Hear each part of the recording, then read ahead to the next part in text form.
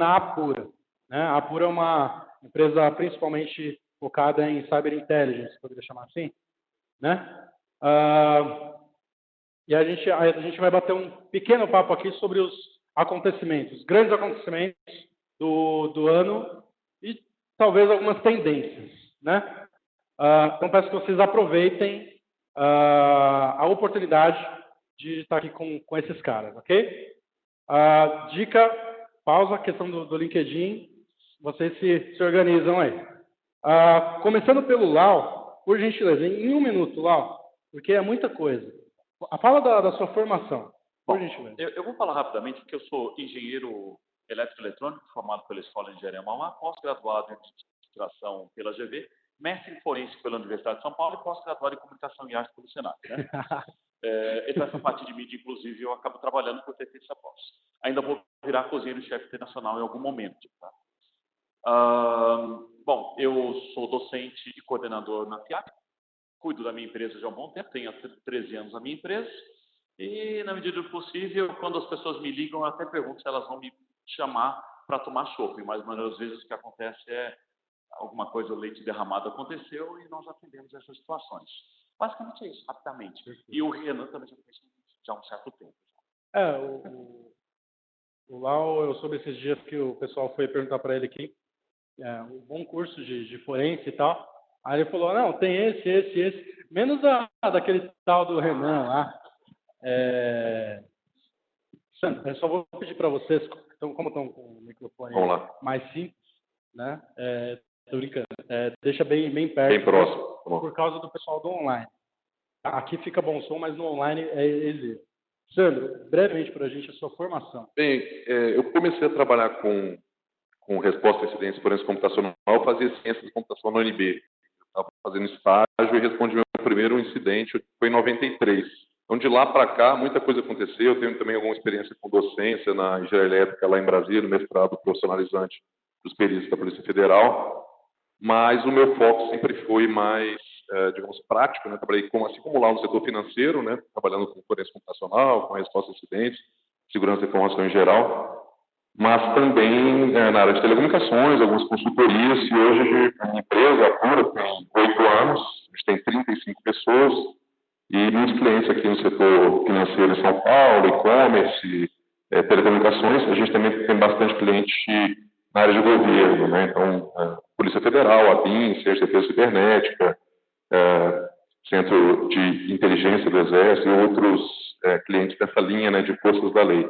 A gente hoje desenvolve plataforma própria nossa de inteligência cibernética e também faz muito serviço por ano, aí, aproximadamente uns 80 casos de forense e de resposta a incidentes, normalmente ligados a fraudes internas, espionagem, ataques cibernéticos, esse tipo de assuntos. Então, legal. Sou um aficionado na área, já tive blog, não tenho mais muito tempo para isso, mas sigo bastante o conteúdo que o pessoal gera também. Perfeito. Humilhante estar aqui no meio. Não, fenomenal, muito bom, cara. Bom, pessoal, a questão aqui é o seguinte, vamos tentar manter a mesma lógica, mesma brincadeira que a gente fez com os meninos da IPOV, tá? Eu vou provocar aqui algumas questões. Se deixar, eles vão embora e vão ficar 2 horas aí falando, então eu vou podando vocês dentro do limite do razoável. E eu peço que vocês levantem a mão quando tiver alguma sugestão sobre o tema que está sendo discutido. Alguma pergunta, alguma questão, um desafio. Não se preocupa. Sabe aquele medinho de, eu vou perguntar mais, um palestrante não vai saber responder, então não vou perguntar para evitar sacanagem? Relaxa, tá? Pode mandar ferro mesmo, ok? Primeira questão sobre vazamento de dados, tá? Vazamento de dados acontece em grandes empresas, monstros do mercado, inclusive de tecnologia, como o Facebook. Como fazer para as empresas de menor porte tomarem consciência da importância de se contratar um serviço ou possuir uma equipe de segurança da informação? Quais são os atuais impedimentos para que as empresas não invistam nesse tipo de serviço, visto que os danos colaterais da falta de segurança podem arruinar o negócio como um todo? A pergunta é muito interessante. Eu acho que empresas de todos os tamanhos têm dificuldades, né, em investimento em segurança da informação. Quando a gente fala em perda de dados, vazamento de dados, esse tipo de assunto, que é um assunto que está muito em voga por causa da LGPD no Brasil, né? Existem muitos desafios que estão associados a isso, né? Porque não adianta você pensar que você vai ter uma pessoa, até mesmo muitas pessoas dentro da empresa, ou uma tecnologia, ou um ou outro processo que vai resolver esse problema. Então, realmente, é uma maturidade que é muito complexa de se desenvolver, que tem alguns setores que, por força regulatória, tem mais do que outros, né? Então, para citar alguns, o próprio setor financeiro, né? Tem, o próprio Bacen tem várias normatizações nessa linha, né? Mas outros setores e empresas menores têm um pouco mais de dificuldade. Uma coisa que atrapalha muito é a pressa, né? Então, como a gente está falando aqui, eu achei muito interessante a palestra anterior sobre marketing, né, que foi colocada aqui, e a gente percebe que, hoje em dia, as empresas muitas vezes têm uma pressa por ter vontade de vender, né, mais rápido e, por exemplo, ficar digital, ir para a nuvem, esse tipo de coisa. E a gente acompanha muito essa questão de vazamento de dados, inclusive detectando alguns casos bastante grandes. O que eu percebo é que a pressa, por exemplo, de subir um Elasticsearch na nuvem, lá na porta 9200, e não colocar uma senha, né? Ou você contratar alguém que está fazendo isso por você, gera um impacto gigantesco. A mesma coisa no caso de AWS, de Azure, né? Você teria um S3 disponível da Amazon sem a segurança adequada, é muito mais exposto, né? Uma ferramenta como o Shodan, por exemplo, faz indexação disso de forma automática, Binary Edge e outras, do que você ter um banco de dados dentro da sua empresa. Então, acho que o maior desafio para as empresas menores, que já têm um apetite maior, né, pela questão da nuvem, do risco, e é muito positivo, a gente não pode fugir disso, é talvez ter especialistas na linha de tecnologia, na linha de desenvolvimento, que conheçam os riscos, né, de você estar fazendo cada passo desse para evitar o vazamento. E aí, um outro esforço é a questão de detecção disso e reação de quando acontece, né? Até mesmo falando na área de comunicação, né, você está preparado, ensaiar o que a empresa vai falar para a imprensa quando tiver um vazamento, né? Preparar e fazer, assim como a gente tem casos na segurança física, né, de testes de incêndio, né? Você sabe que você ouviu o alarme, você não pode usar o elevador, você vai descer de escada. Empresas mesmo menores, de 5, 10, 20 pessoas, podem também fazer alguns testes, né, de o que fazer se o pior acontecer. O que é o pior acontecer? A lista de clientes vazar, é o meu banco de dados que tem informações pessoais acontecer. Qual que é o protocolo? Qual que é o passo a passo que eu vou fazer se isso for necessário? Quem que eu preciso contactar primeiro, né? Qual é a ordem, o workflow disso? Isso é uma coisa relativamente simples de fazer ali um role-playing ali dentro da empresa e desenvolver. E a gente só aprende com a nossa própria dor, com a nossa própria experiência, infelizmente, né? Mas a gente pode se basear nas notícias mil que existem hoje de vazamento para tentar se antecipar. Então, se eu sou uma empresa que trata de dados de clientes de telefonia, por exemplo, sou uma empresa que presta serviço para um call center, que presta serviço para uma empresa de telefonia, o que vai acontecer se os dados que eu trato vazarem e isso impactar o cliente do meu cliente? Como é que eu vou responder a isso? Mesmo que seja uma empresa pequena, né? Se eu sou uma empresa que desenvolve um sistema, o que eu posso fazer se vazar o código do meu sistema que torna vulnerável o meu cliente? Então, tudo isso eu acho que é um pouco de exercício de imaginação também e pensar nesse risco, nessa ameaça que é real. Lau, em relação à questão que o Sandro está colocando, como você enxerga as possibilidades que o pessoal tem para se preparar a atender as empresas que estão nessa situação de risco, talvez, poderíamos colocar assim. Vamos começar. Aliás, para estender um pouquinho melhor, o pessoal tem muito pouco estudar técnicos. Sim. Aí talvez nesse sentido. Então, eu acho que vou começar com uma pergunta que algumas pessoas me fazem. Primeiro, pergunta, professor, como que eu faço para não vazar nude? Eu falo, não tira nude. Isso facilita. Por que eu respondo isso? Quando nós falamos, de novo, aí eu acho que é legal complementar a questão e até o aspecto não técnico. Se você tem dados e os dados podem vazar, tem que saber onde estão os seus dados. Mapeie seus dados. E quando nós falamos isso, não queremos só falar sobre bancos de dados. Nós estamos falando de documentos físicos, nós estamos falando de HDs dos seus respectivos computadores, dos seus smartphones, dos seus bancos de dados, seja tecnologia on-premises ou em cloud. Quando se comentou em Elasticsearch, esse ano surgiram vários vazamentos por má configuração. Então, quando nós queremos fazer algo sobre proteção, acho que gostaria que você refletisse o seguinte: será que você não pode ser vítima de um vazamento? Será que você, como empresário, como consultor, eu falo que todos nós podemos ser vítimas de ataques e ocorrer possíveis vazamentos. Então, a primeira coisa que nós devemos ter em mente é saber o seguinte: o que nós temos de riscos, com base na perda da confidencialidade, integridade e disponibilidade, que são os pilares da segurança, e quais são os controles que nós temos para dificultar a vida do nosso atacante.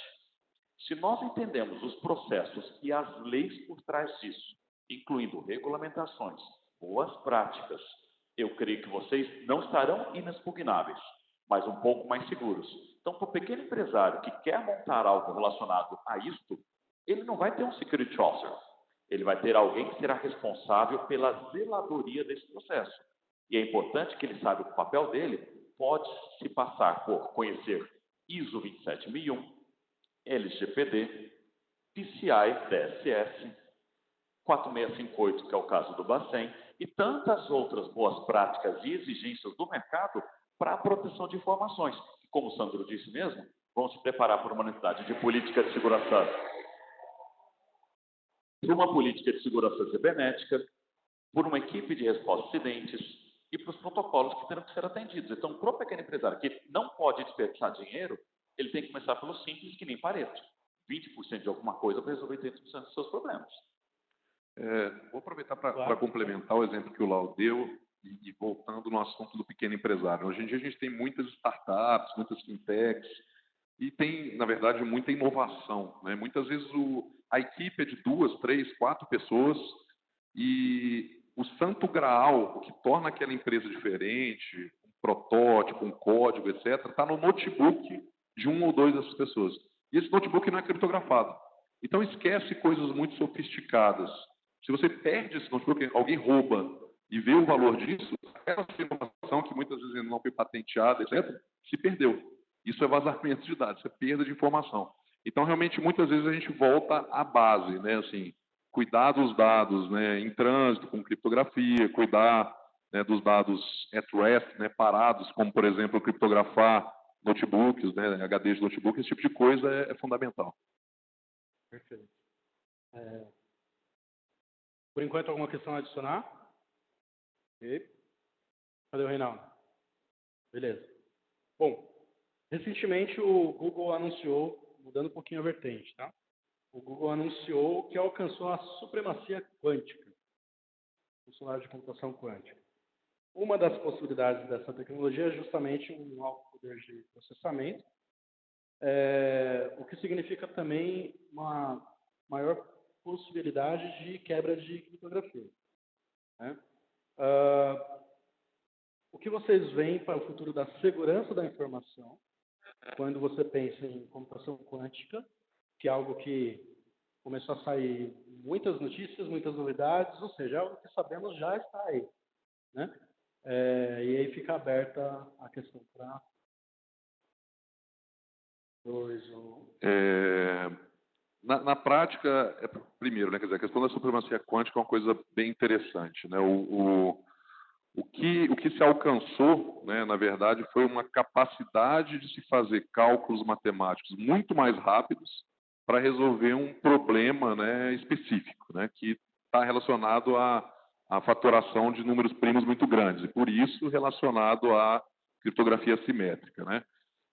Se você está pensando em autenticação, você tem uma coisa muito simples que todos nós já fazemos hoje em dia. Você não pode pendurar apenas numa senha, por melhor que seja a criptografia dela, a validação de usuário, né? Você tem 3 formas como você pode provar que você é você. O que você é, que é a biometria, né? O que você sabe, que é a senha, o que você tem, que pode ser um token ou algum tipo de informação de código que você vai entrar, que só você tem ali por causa daquele aparelho, etc. O fato de você usar múltiplos fatores de autenticação já facilita ou dificulta esse tipo de problema. No caso de criptografia, por exemplo, eu tenho um HD que está criptografado com um algoritmo RSA, por exemplo, assimétrico, e agora ele pode ser quebrado, realmente eu sou da época, né, eu acho que o Lau também, tem pessoas aqui na plateia, que o Internet Explorer usava 56 bits, né, de criptografia no SSL e tinha todo um controle de exportação de certificados com segurança melhor do que isso, pelo governo americano, né? Hoje em dia isso é uma piada, né? Você quebra isso no seu celular, talvez. Então, realmente é um gato e rato natural. O que eu digo hoje em dia, que é mais preocupante, talvez, é que, por exemplo, autenticações de WPA2 que são feitas em redes Wi-Fi, você tem serviços na nuvem distribuídos que você paga um valor muito baixo e você passa aquela informação, né, da autenticação e você consegue quebrar isso em minutos. E você não precisa de computador quântico para isso, né? Então, respondendo de novo, quer dizer, é natural que seja um gato e rato. O salto ainda não foi dado, né? Quer dizer, ele está ainda bastante teórico ainda, mas sem dúvida está chegando perto do uso de computação quântica para isso. Mas cabe às empresas e às pessoas entenderem o que elas estão tentando guardar com essa criptografia, que tipo de uso elas estão fazendo para isso, para poder se adaptar. Perfeito. Para eu criar uma provocação para o Lau, ao mesmo tempo que existe essa corrida de gato e rato, existem alguns medos entre quem tem o poder da chave mestra ou quem tem o grande poder, a grande capacidade de processamento, por exemplo, investimentos de governos de países desenvolvidos em clusters de GPU, por exemplo, ou cloud, enfim, de grande poder de capacidade de processamento para quebra de criptografia, uma situação. Porém, ao mesmo tempo que existe essa possibilidade de um governo usar isso a priori, sempre visando o bem da sociedade, isso poderia cair em mãos erradas, como ocorreu no caso do que acabou resultando no WannaCry, né? Vazamento da NSA, Bluekeep, etc. Então, como você vê a questão da computação quântica sendo estudada, se desenvolvida e eventualmente podendo vir a cair em mãos erradas, a exemplo do WannaCry, que foi bastante caótico, poderia dizer assim, foi um caos mundial, talvez. Eu acho que a tecnologia, ela obrigatoriamente acaba caminhando junto ao aumento da segurança com novas tecnologias. No momento que surge o processador da Google, talvez daqui a alguns anos não tenhamos mais processadores Intel. Eu sou da época, e o Sandro provavelmente também, nós trabalhávamos em rede novel. Hoje rede novel não existe. E hoje tudo é TCP/IP. Quando nós falamos dos qubits, que na verdade é o conceito por trás do computador que tem o maior poder de processamento hoje, realmente conhecido, ele não é hoje um computador de larga escala. Hoje é utilizado por um experimento que funcionou e deu certo. Quando nós tivermos isso em nossos computadores, nós poderemos ter um poder de processamento muito maior do que o supercomputador que nós temos aqui no Brasil, que é o Santos Dumont. Depois convido vocês até pesquisarem sobre o supercomputador que nós temos no Brasil. Mas também nós temos hoje criptografia que também se faz valer de feixes de fótons para poder realmente criar uma criptografia mais robusta ao que nós temos hoje. O que nós conhecemos na escolinha, criptografia simétrica, assimétrica, tal, nós estamos falando de polarização de fótons, que hoje nós podemos utilizar feixes para poder fazer a transmissão disso aí, com chaves bem peculiares nesse caso. Nós estamos falando aí sim de computação quântica, que é um outro assunto. Então, quando nós falamos desse tema, qual a minha preocupação? Voltando à questão da guarda de chave. Não adianta você ter a criptografia com o maior algoritmo do mundo se a chave fica em clear text em algum momento dentro do código. Se aquilo fica mal guardado dentro do seu computador, não tem criptografia que resista. Então, nós devemos ter ciência sobre, primeiro, processos. Segundo, nós sabemos que existem várias implementações hoje em criptografia que já são frágeis e vulneráveis. Esse início desse ano, em fevereiro, acharam falhas e vulnerabilidades no TLS 1.3. O que é mais seguro? Usar TLS 1.2. Quando fala-se do WPA PSK, WPA2, já se mencionou desde o ano passado, se não me engano, ou se retrasado, não me lembro, vulnerabilidades atreladas a fragilidades no WPA2. E o que vocês usam na sua casa é isso. Então, qual a nossa preocupação? Não é tanto também só o poder criptográfico, o poder computacional de se quebrar uma criptografia, mas também a situação de fragilidades técnicas que permitem que hoje, aparentemente, soluções robustas se tornem frágeis da noite para o dia. E isso pode comprometer uma infraestrutura extremamente vasta. Vou dar um exemplo. Se alguém usa AWS aqui, lembre-se que hoje existe um servidor da Amazon, um serviço chamado KMS, que permite você criptografar disco. Mas se o cara que cuida do KMS é o root, e o root está mal intencionado, não tem santo que ajude nisso. Não existe, segurança que me proteja. Então, eu entendo que nós sempre devemos nos preocupar com algumas coisas. Duplo fator de autenticação e diversas outras coisas. A senha, para mim, não é mais um fator de proteção. Por mais caracteres que vocês possam imaginar, os sistemas podem ter fragilidades e eles poderão ser explorados. E mesmo com o duplo fator de autenticação, não há como garantir segurança absoluta nesses casos. Adicionando esse mesmo medo do terror, tá? Numa situação muito mais simples. Caso do vazamento das conversas do Sérgio Moro. As supostas conversas do Sérgio Moro. Melhorando. É um conhecimento que caiu em mãos erradas. É um conhecimento que, se a gente parar para pensar, está na internet já faz algum tempo, não nasceu ali o ataque de spoofing, né? E aí a questão conforme o aumento do poder de processamento, conforme a sociedade em geral, principalmente a gente aqui, desenvolve mais tecnicamente, mais ataque, mais pentest, todo mundo, a priori, estuda para defesa, ok. Mas o que você enxergaria de risco para a sociedade, para a gente mesmo, de forma pessoal, familiar até, com todas essas variáveis? Aumento de capacidade, disseminação de conhecimento, e até mesmo alcance de autoridades, enfim. Esse assunto ele é bem interessante, controverso. Inclusive revisar o ataque do Sérgio. Eu vou tentar tocar em todos os pontos. Eu acredito que o ponto crucial por trás dessa questão do vazamento de supostas mensagens de autoridades, né, é a falsa sensação de segurança.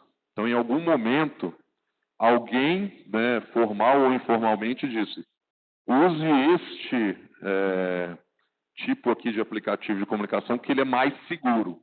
E sem ter uma validação técnica, né, talvez muitas pessoas que estão aqui nessa sala hoje poderiam ter falado: olha, fazendo uma avaliação, se você for utilizar, ou se essas autoridades forem utilizar, se os funcionários públicos forem utilizar, vale a pena ativar, por exemplo, o duplo fator de autenticação.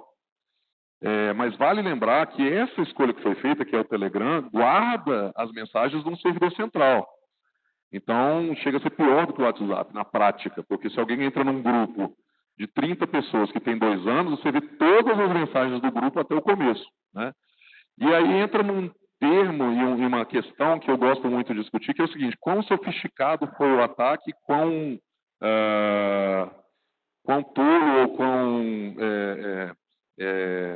mal preparado, né, ou despreparado foram as vítimas, né? É muito difícil de medir, porque até aquele momento, se você parar para pensar, não se sabia do conjunto de fatores que permitiram que o ataque fosse feito para mais de 1.000 pessoas, né?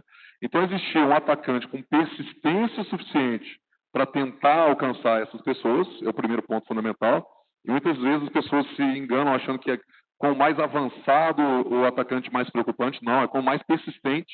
Ele queria alcançar aquele grupo, né, de servidores e de políticos e de autoridades, podia ser outro grupo qualquer, na verdade, mas ele encontrou, aquele grupo de pessoas encontrou, né, duas fragilidades. A primeira, do próprio sistema de telefonia, né, das empresas brasileiras, que hoje já mudou, né? Se você liga do seu próprio número de telefone para a caixa postal, ele não vai pedir senha e você já vai ouvir a caixa postal. Então, isso foi a primeira coisa que, na verdade, afeta muitos outros sistemas, serviços e dados pessoais das pessoas, né? Na verdade, até foi demonstrado aqui numa palestra mais cedo, né, um sistema de VoIP, que você escolhe o número, você vai discar, faz o spoofing, né, ou seja, você forja o número e tal. Então, dentro do processo de ataque existia essa fase que era já ligar para a caixa postal do telefone, ou seja, ligar passando pelo número da vítima para ouvir a caixa postal dela. Mas antes disso, existe uma fragilidade muito grande do próprio Telegram. Sem o usuário pedir, sempre que você pedia para ativar um Telegram web ou desktop, né, ele te mandava um SMS e na sequência te ligava. Existe uma opção, me ligue. Ele manda o SMS e depois liga e fala o número, né? O número é 1, 2, 3, 4, 5, 6, para ativar o outro negócio. Então, primeiro, tem uma confusão grande em relação ao acesso ao dispositivo, não é verdade. Segundo, há uma confusão também de que todas essas pessoas que foram citadas foram vítimas, no sentido que as mensagens delas foram lidas, o que não é verdade. Porque, na verdade, se eu não tenho o Telegram, eu posso ativar o Telegram dessa forma, e se eu tenho o Lau e o Renan aqui como contato no meu telefone, eu passo a ter o contato deles também. Então, também teve esse trabalho de buscar as agendas, né? E, num certo momento, ele caiu numa pessoa-chave, que era um procurador da República, e aí fez o estrago que fez, né? Quer dizer, do ponto de vista de divulgação de supostas mensagens, etc.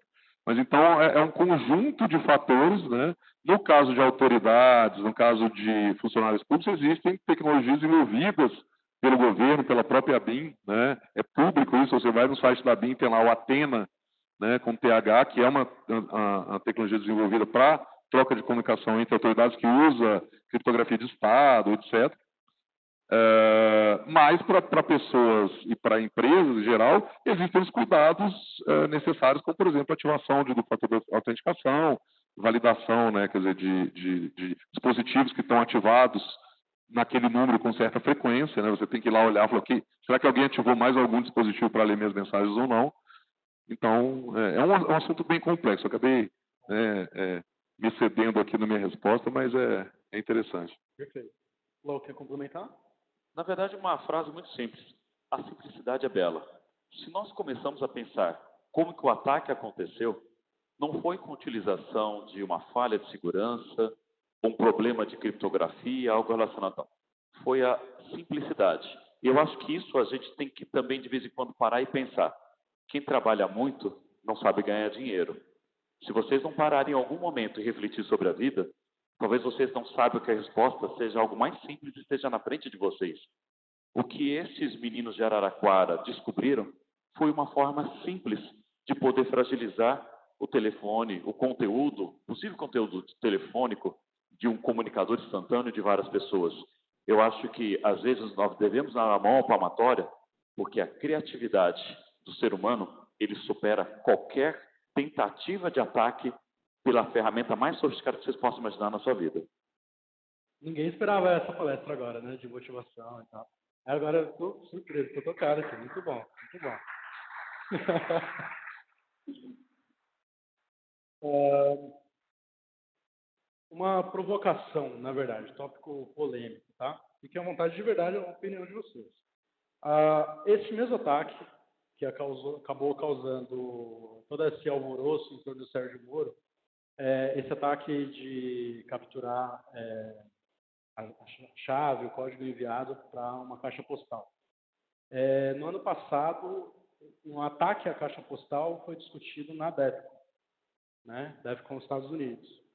E aí a questão que eu quero colocar é a discussão acadêmica, provocada por nós, inclusive nesse momento, de forense, de investigação, de pentest, de segurança, ajuda ou atrapalha a segurança da sociedade? Eu comento o seguinte, todo conhecimento que possa ser utilizado para o bem da humanidade, dos cidadãos, da sociedade, eu acho que tem grande contribuição. Mesmo que sejam aquelas que possam afetar por algum momento alguns indivíduos. Nós, na humanidade, aprendemos desde há muito tempo que a evolução da tecnologia se deu por coisas ruins, guerras principalmente, conflitos. A criptografia que nós temos hoje, graças a Deus, surgiu graças às guerras e conflitos, desde a antiguidade, muito antes do próprio computador. Então, eu entendo o seguinte, hoje nós estamos falando de novas tecnologias para os novos assuntos. Eu, hoje, já estou preocupado com inteligência artificial dentro do nosso segmento, porque, obrigatoriamente, Nós hoje falamos de seres humanos atacando sistemas. Daqui a pouco teremos inteligência artificial que irá se adaptar para atacar sistemas. E já estão sendo criados, e algumas soluções já existem, de inteligência artificial também para se proteger. No mesmo modelo de Red Team e Blue Team. O que será o futuro disso? Nós vamos ter que periciar daqui a pouco IA. Nós vamos ter que periciar daqui a pouco chatbot. Nós vamos ter que periciar outras coisas do futuro que não estamos preocupados no dia de hoje. Isso é o que eu já estou estudando hoje, porque amanhã serão tendências para vocês. E quando isso estiver mais ou menos mastigado, vocês vão usar. É uma preocupação que vocês vão ter agora? Periciar IA? Não. Mas nós estamos já nos preocupando com isso para que vocês no futuro já saibam, isso será tendência. Daqui a pouco a gente vai ter que periciar carro. Alexa já está sendo chamada para testemunhar um assassinato, um potencial assassinato lá nos Estados Unidos. Então, nós estamos falando de perícia em assistentes virtuais, perícia em IoT, muito mais do que hoje vocês falam de dispositivos móveis. Então, eu acho muito interessante essa contribuição, porque enquanto tiver falhas, enquanto tiver gente pedindo que sejam testadas possíveis fragilidades em urna eletrônica e demais outras coisas, quem tem a ganhar é a sociedade. Não devemos ter medo disso. Devemos ter medo da ignorância e do não conhecimento, minha opinião. Eu concordo. Eu tenho um termo militar que é consciência situacional, né? É você saber efetivamente a situação real de um conflito, né?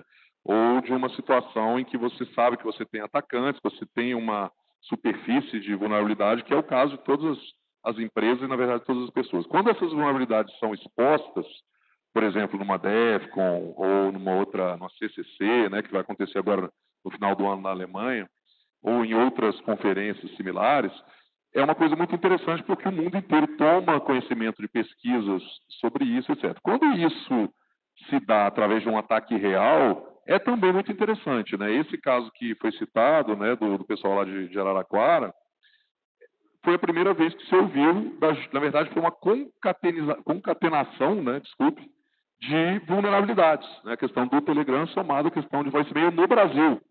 Outros lugares, provavelmente, quando você liga do seu próprio telefone, seu próprio número, né, não vai cair direto na caixa sem pedir uma senha.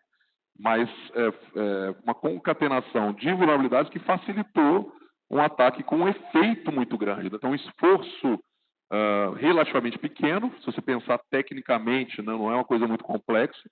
Uma pessoa consegue executar isso para centenas de alvos, né, e um efeito muito grande. Então, o que a gente pode fazer sabendo disso? Né? Que coisas similares podem acontecer? Né? Então, você voltando à consciência situacional, quer dizer, no nosso dia a dia, entender essas falhas, esses ataques que existem em outros lugares, em outros tipos de incidentes, nos ajuda também a nos protegermos. Então, às vezes, a gente assume que a nossa criptografia é suficiente, você descobre que há uma vulnerabilidade na criptografia que você usa, que talvez seja um produto específico de um fabricante. Opa, eu preciso trocar isso ou corrigir isso. Dificilmente você precisa ser vítima para descobrir. E aí entra um uso da inteligência de fontes abertas do ponto de vista defensivo, né? Porque é muito tratado do ponto de vista ofensivo, né? Não, quem esse cara tem de conexão no LinkedIn, que tipo de produto ele usa, para eu poder fazer um phishing, um spear phishing direcionado. Mas do ponto de vista defensivo, isso também é muito útil, né? Então, você descobrir isso aí é muito válido. É melhor não tentar fechar a porta. Tentando seguir mais ou menos nesse ponto, trazendo uma palavrinha-chave aí, composta, inteligência artificial. Tá? A inteligência artificial e a questão do going dark, né?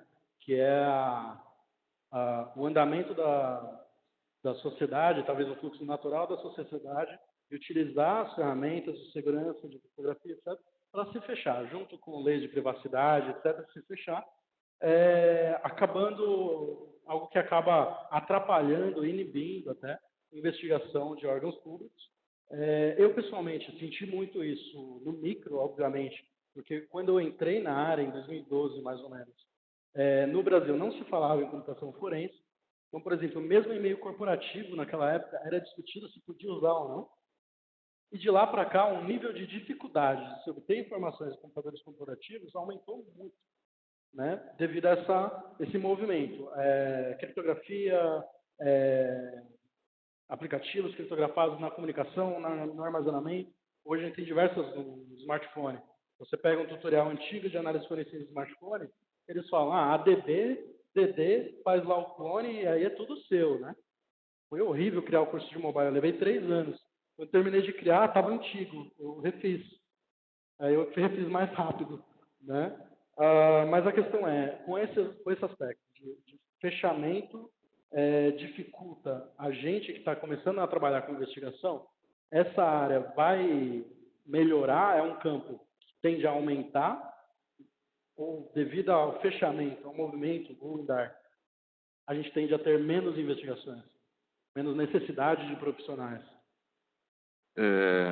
Esse assunto é bem interessante, né? Esse termo going dark é um termo muito usado pelo governo americano, né, especialmente, mas pela comunidade de law enforcement internacional, em relação à dificuldade de se obter dados devido ao aumento do uso, especialmente de criptografia, né? Então, por exemplo, existem leis como a CALEA, né, por exemplo, que rege a questão da interceptação telefônica e telemática autorizada judicialmente, obviamente, em relação a mandados judiciais de obtenção das informações, etc.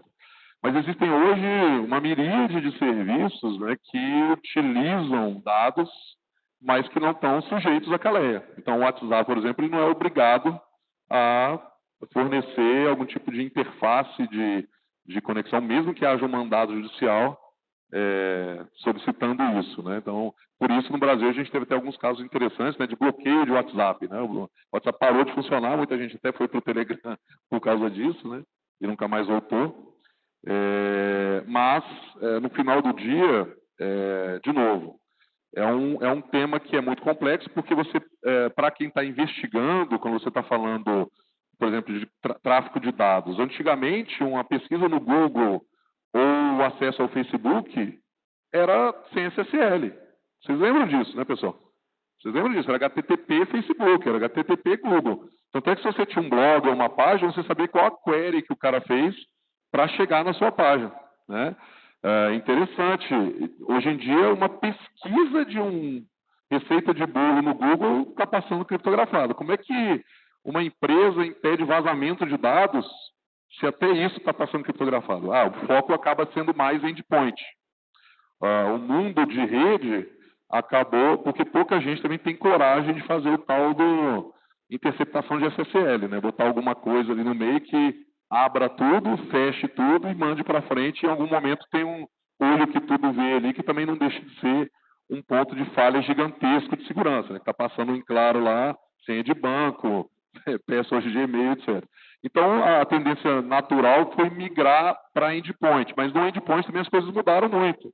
Hoje em dia, os vestígios são deixados em sistemas operacionais, quando você faz a navegação no site, são muito menores do que eram na web de versões anteriores, né? Então, muita coisa acontece só em memória. Muitos ataques acontecem só em memória, né? Então, por exemplo, eu tive a oportunidade de construir alguns cursos, né, tanto na área acadêmica quanto na linha de treinamento de forças da lei, e um deles eu tive o prazer de ministrar durante 3 anos da Interpol, lá em Lyon, que eram focados em forense de memória. Na época só existia o volatility de ferramenta. Hoje você tem o volatility, tem o recall do Google, tem outras ferramentas, mas os plugins que você pode criar para isso estão aumentando dia a dia, por quê? Pela falta de evidência em disco. Então não tem mais na rede nem no disco, tem só em memória. Então até o procedimento do analista, aquela história de chutar a porta, né, do first responder, e tirar da tomada, tem que ser mudado. Quer dizer, o negócio tem criptografia full de disco.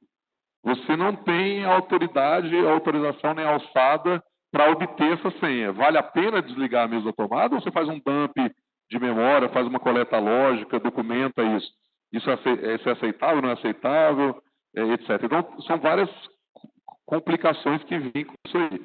Voltando ao Going Dark, é uma corrida que é um pouco irregular, porque países que têm muitas empresas de tecnologia podem baixar leis e falar: se você souber, Microsoft e Cisco, de qualquer vulnerabilidade no sistema de vocês são obrigados a me contar antes, porque eu sou governo, compro de vocês são empresas americanas, por exemplo. O Brasil não pode fazer isso. Então, na verdade, para eles, muitas vezes, eu costumo falar muito isso, quando o pessoal fala em backdoor em tecnologia. Eu falo que não é necessário você construir um backdoor, basta você ter uma vulnerabilidade desconhecida, que pouca gente sabe explorar. Isso é um backdoor, entre aspas, né? E isso é o que acontece com países que têm muita empresa ou muita gente capaz nessa linha de desenvolvimento de exploit, de zero day, etc. E aí a gente pode citar numa mão, né? A gente está falando em Estados Unidos, China, Israel, Rússia, talvez Alemanha. E acabou. O resto do mundo está muito atrás disso e o Brasil não é exceção. Então, realmente é um ponto controverso, mas interessante. Bom, nesse mesmo aspecto, focando em carreira.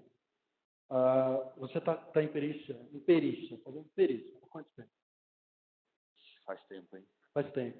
Você Meu viu cabelo era preto. Você viu toda a computação se desenvolvendo. Você viu a internet se abrindo, você viu a internet fácil de se investigar, você viu o fechamento, início de criptografia, etc. A questão é, na sua visão, para esse pessoal que está aqui querendo começar ou já começou, está tentando ampliar, a questão do movimento de fechamento, de criptografia, de proteção, privacidade, vai melhorar ou vai piorar a carreira deles dentro de perícia e investigação? Vou falar meu Só para a gente aspecto, fechar, tá, pessoal? Aliás. Vou falar meu aspecto prático. Acho que a pergunta legal seria: isso está gerando dificuldade para você fazer seus trabalhos? Sendo bem sincero, quando a empresa criptografa, normalmente ela já me fornece a chave. Certo? E quando a empresa não criptografa, normalmente eu já tenho acesso ao equipamento. Isso para mobile. Quando eu preciso acessar o mobile, já me fornecem a senha. Então, no meu caso, que eu trabalho muito mais como assistente técnico, ter mais proteções ou menos proteções é apenas uma questão operacional. Vou usar forense memória e tal. Só que tem uma questão. Antes de começar a brincadeira, eu tenho que avaliar a licitude. Porque eu posso obter várias informações do computador a ser periciado. O ponto é, posso usar tal informação? Se eu encontro, por exemplo, um extrato bancário ou uma declaração de imposto de renda, não posso usar. Existe o sigilo bancário, que já prevê todas essas questões. Então, eu tenho que tomar muito cuidado para não trazer para o advogado uma evidência que mais adiante seja considerada evidência nula e, pior, possa resultar num revés de processo que me impactará. Então, vocês que estão começando nessa carreira, avaliem muito bem. Nem tudo que vocês encontrarem no meio informático, vocês poderão colocar. Avaliem em termos estratégicos. Desconhecer a lei é pênalti. Segundo ponto, existem vários fabricantes que têm seus backdoors. Para mim, backdoor de fabricante, quando ele conhece, para mim é feature. Não é nem backdoor, só que de conhecimentos de poucos. Então, o ponto é saber, um Eternal Blue e tantas outras coisas lá disparadas pelo Snowden por conta do que ele informou lá, o Wikileaks, são apenas exemplos de features, eu entendo. Nem backdoors, eu diria. Isso pode nos ajudar numa questão pericial? Tome cuidado, porque explorar algo para encontrar alguma informação sem a devida licitude, isso também é crime. Lembremos que na Constituição, artigo 5º, inciso 12, é preservado a intimidade pessoal. Não adianta eu querer periciar um telefone de alguém se lá, mesmo corporativo, eu tiver um Gmail pessoal no Android. Eu estarei cometendo ato ilícito. Porque aquela ânsia, aquela vontade de fazer tudo tecnicamente, um ADB device, um ADB tal, etc., e você executa, coloca, faz o DD, depois analisa, e aí depois tem BO, lembre-se dessas palavras a posteriori. Conhecer tecnicamente é muito bom e é necessário, mas avalie muito bem se isso não vai gerar um ilícito, porque disto a lei não salvaguarda. Lembremos que qualquer cidadão perante a justiça deve ter o conhecimento da lei. Eu sei que é chato, mas recomendo fortemente a leitura do ordenamento jurídico para todos vocês. Alguém tem alguma questão para a gente fechar? Joabson, o Reinaldo está levando o microfone. Vai no Gogó mesmo, a gente está sem técnica. Não, está ali. Estava escondido. Fala de novo, fala de novo.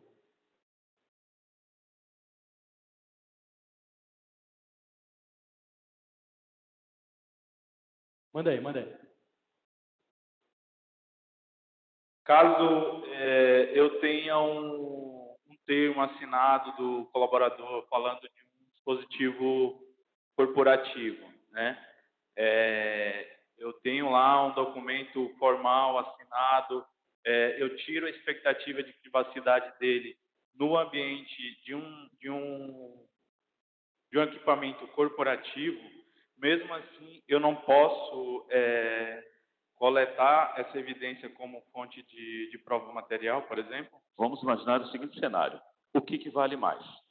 A sua política de segurança ou a Constituição? A sua política de segurança ou a Constituição? Na Constituição também prevê o direito da materialidade, né? Eu estou protegendo os meus direitos constitucionais por eu disponibilizar para o colaborador uma máquina que é minha, a propriedade é minha. Eu posso abrir mão dos meus direitos fundamentais como cidadão? Não. Então, assim, eu acho legal essa pergunta. O funcionário assinou a política de segurança, deu aceite, aceitou meus termos, mas se isso resultar na abertura dos direitos fundamentais, isso não existe. Só para complementar isso, aí entra no que acontece. Eu estou assinando o termo porque eu sou obrigado, muitas vezes, entendeu? Não estou assinando um termo porque eu concordo com ele 100%. Coerção. Ele pode alegar coerção. É uma discussão mais jurídica do que técnica, né? Mas é importante, como o Lau mencionou, a gente está atento a isso. Tem um caso, se não me engano, foi em 2017, pode ter sido em 2018, porque o tempo passa rápido, né? A gente acaba perdendo um pouco a noção de tempo. Mas tem um caso interessante que chegou ao TST, exatamente, vale a pena pesquisar, depois eu passo para o Renan para ele disponibilizar na mídia social, etc., nos canais aí. Que é exatamente um caso em que foi admitido, né, no Tribunal Superior do Trabalho, uma prova coletada num Gmail pessoal da empresa. Mas é uma coisa que chegou ao TST. Então, com certeza, é uma exceção da exceção da exceção. Isso foi provavelmente disputado em todas as outras instâncias até chegar lá. Então, a priori, né, com certeza, eu acho que uma discussão interessante você vai coletar. A partir do momento que você coleta, você pode utilizar isso ou não no seu laudo ou no seu relatório. Quer dizer, não quer dizer que você não pode coletar porque alguém usou um e-mail pessoal numa máquina corporativa. Quer dizer, não chega nesse ponto, pelo menos não na minha análise, né? Mas o cuidado com isso é fundamental, e assim como a gente tem um gateway de rede, nas empresas a gente tem que ter um gateway jurídico, que são pessoas que estudaram isso, né? São advogados, e você faz o questionamento porque isso é entendimento, né? E é claro que existem situações que podem divergir aí, né? Jobson, respondido? Até porque alguém pode decidir que, em segunda instância, você... Exato. De um dia para o outro. Já não vai de um dia para o outro para de valer. É incrível, né? E muda um 0 por 1 e para de valer. Olá, boa tarde. Você falou aí que a gente não pode dispor de um direito fundamental, né? É cláusula pétrea, inclusive. Mas não existe nenhum direito fundamental absoluto. Não existe nenhum direito fundamental absoluto. O único direito fundamental absoluto é o direito à dignidade da pessoa humana. Esse é inviolável. E a vida? E a vida é relativizada também. A vida desde que... Então, não existe nenhum direito fundamental absoluto, né? Então, assim, é um ponto a se levar em consideração também, né? Desde que você não viole a dignidade da pessoa humana no trato, isso é uma posição minha. Claro. Eu acho que é possível muita coisa, mas como ele falou, é um entendimento que vai além, né? Tem que discutir muito. Vamos exagerar aqui extremamente. Digamos que alguém dentro da empresa ABCD, né? Eu imagino que existe uma empresa com esse nome, vamos chamar de Acme, né? Que é o nome que o Pica-Pau usa quando usa a empresa. Então, a empresa Acme, ela tem um funcionário que faz parte de uma célula terrorista. E através do Gmail dele, de dentro da empresa, do computador da empresa, ele está mandando informações de onde pegar a bomba, onde vai explodir, etc. Então, existe todo um caso, um processo, a empresa, em algum momento, vai receber lá uma visita da Polícia Federal, provavelmente, e essa prova vai ser utilizada. Isso é uma coisa. Outra coisa é, por exemplo, a empresa querendo comprovar que o funcionário está trabalhando para uma outra empresa, está fora do horário de trabalho, dentro do horário de trabalho dele, e o cara está mandando isso dentro de e-mail. É uma coisa totalmente diferente, são casos diferentes. E, mais uma vez, quer dizer, é uma interpretação que transpassa a questão de coleta, de processamento, de análise e de confecção de relatório. Isso é uma coisa muito interessante, porque quando você está periciando alguma coisa, você tem que evitar ao máximo interpretações que vão além daqueles dados técnicos que estão ali, né? Então, você vai interpretar, o que você vai posicionar é que no setor tal, no cluster tal, no arquivo tal, existir essa informação, isso pode ser utilizado ou não para frente. Mas isso é um processo, principalmente dentro de uma empresa, que não é isolado. Vai ter discussão com a área jurídica, vai ter discussão até o momento que você vai ter que levantar. Isso aqui foi tirado de um Gmail pessoal. É relevante para frente?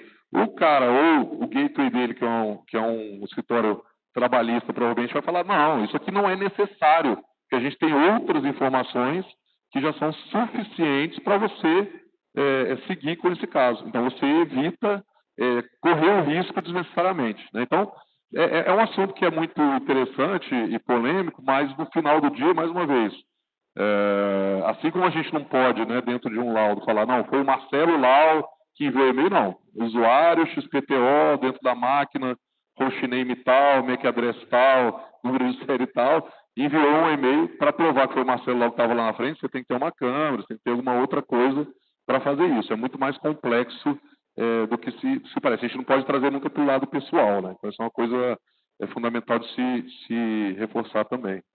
E eu lembrei uma coisa, Sandro, que é importante.